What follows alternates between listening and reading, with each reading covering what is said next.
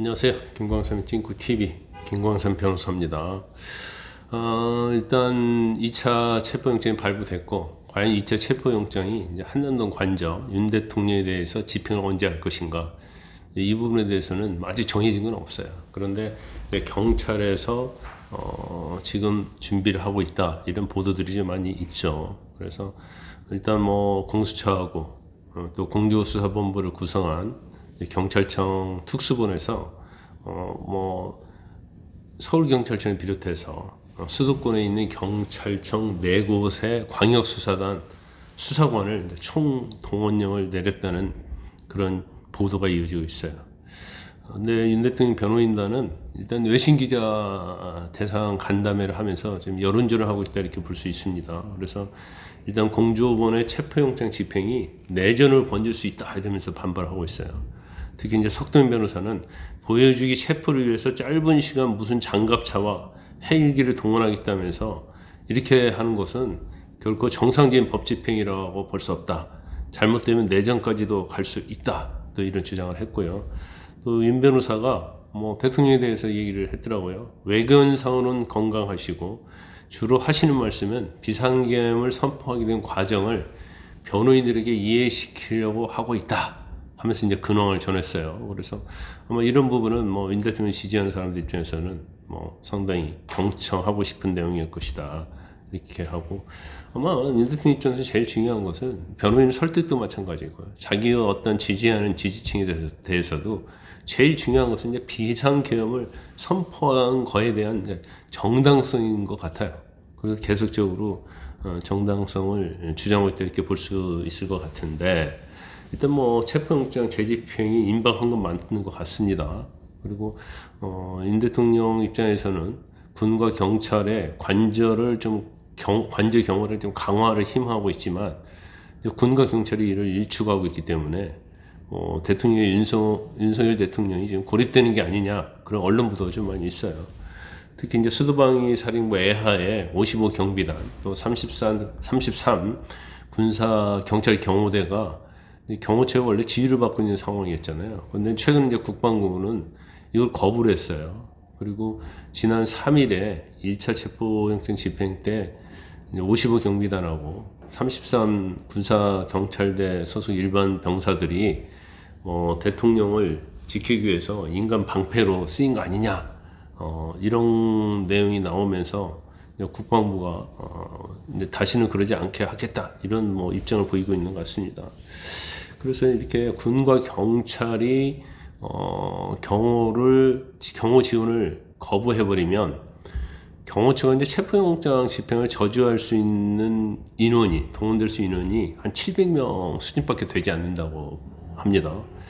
그러면 이제 경호처가 이제 고립된 양상을 보일 수 있고, 또 뭐 경호청 내부에 또 사기 문제가 있어요. 시간이 많이 이렇게 되면, 물론 체포영장 유효기간에서는 뭐 아직 밝혀진 게 없지만 한 3주 정도의 유효기간이 있다. 그러면 이 기간이 너무 이제 기니까 굉장히 불확실한 거예요. 그런데 대통령이랄지 대통령 경호처 관들은 지금 이 관저에 어떻게 보면 고립되어 있는 상태잖아요. 그럼 굉장히 불안할 겁니다. 또 식품이랄지 여러 가지 먹을 거랄지 뭐 생활 이런 것들을 이제 외부에서 공수는 해오지만 그게 또 이전과 같이 이렇게 여의치 않을 수 있어요. 그래서 이제 사기나 이제 분위기가 또 경우에 따라서는 좀 떨어질 가능성이 있다, 이렇게 봅니다. 1차 체포영장이 집행했던 그때 임박했었잖아요. 그런데 그때 모든 경호관들이 관저로 집결했다는 거예요. 근데 이제 관저에는 수백 명의 경호관이 기거할 수 있는 시설이 없기 때문에 뭐 건물 안 복도 이런 데서 잠을 자면서 교대 근무를 했다는 거예요. 그래서 또 뭐 재발부된 체포영장 집행 가능 기간 이제 7일이었는데 아까 말씀드린 것들 한 3주가 되면 시간이 길어질수록 좀 불안감을 키울 수 있다, 그렇게 볼 수가 있어요. 그런데 뭐 윤곽근 변호사가 아까 말한 외신기자 간담회에서는 경호처 직원들의 사기가 떨어져서 불안해하는 것이 아니냐, 이런 질문이 나오니까 윤 변호사가 그건 상상할 수 없는 주장이다. 윤 대통령이 경호처 직원들의 안전을 걱정하면서 뭐 여러 가지 뭐 이제 독려하고 있다 그런 취지인 것 같아요. 그래서 설사 사기 때문에 뭐 문제가 있다 하더라도 불법에는 양보하는 일은 없을 것이다. 이렇게 이제 단호하게 이 얘기를 했습니다. 그래서 일단 뭐 공수처 안팎에서는 체포영장 재집행이 임박한 거 아니냐 이런 얘기 나오고 있습니다. 경찰 특수단은 이날 서울, 인천 그리고 경기, 남부, 북부, 경기는 남부와 북부로 나눠져 있어요. 경찰청이.